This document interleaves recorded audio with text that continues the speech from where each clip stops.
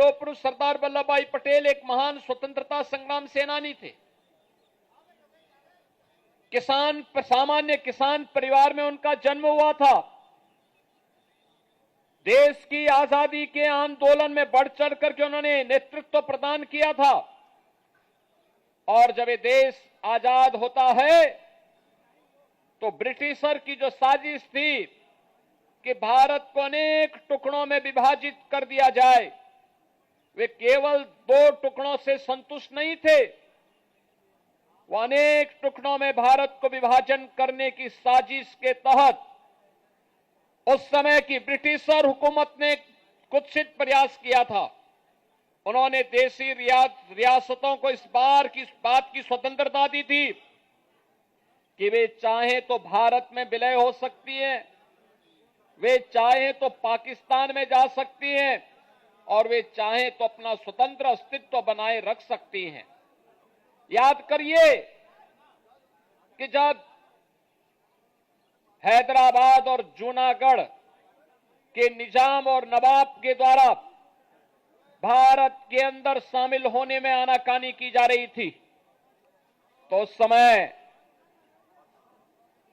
लौह पुरुष सरदार वल्लभ भाई पटेल ने पहले उन्हें समझाने का प्रयास किया।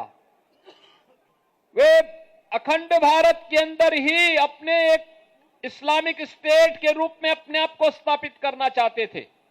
लौह पुरुष ने कहा कि भारत की अखंडता के साथ कोई खिलवाड़ बर्दाश्त नहीं, स्वीकार्य नहीं।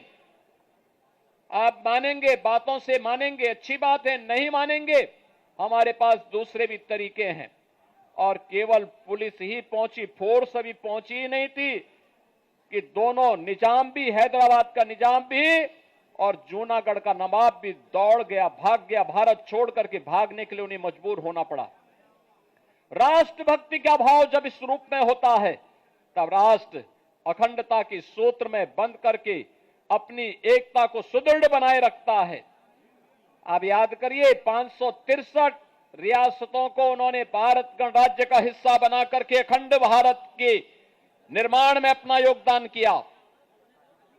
और केवल एक रियासत जम्मू कश्मीर या पंडित नेहरू के पास थी, उन्होंने उसे विवादित करने का प्रयास किया। हम सब आभारी हैं प्रधानमंत्री मोदी जी के, जिन्होंने कश्मीर में धारा 370 को समाप्त करके अखंड भारत का हिस्सा बना करके